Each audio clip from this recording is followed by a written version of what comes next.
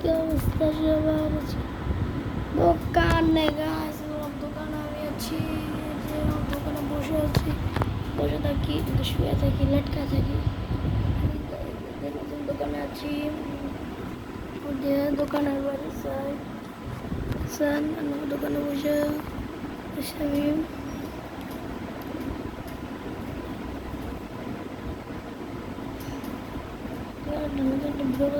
নাম দোকানে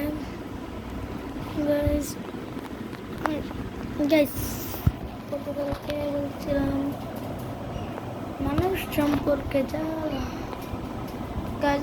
তখন আমি একদম আসতে বললো একটা কোর্স জিজ্ঞাসা করতে হবে। কোর্সটা অনেক কষ্ট করে করছিলাম,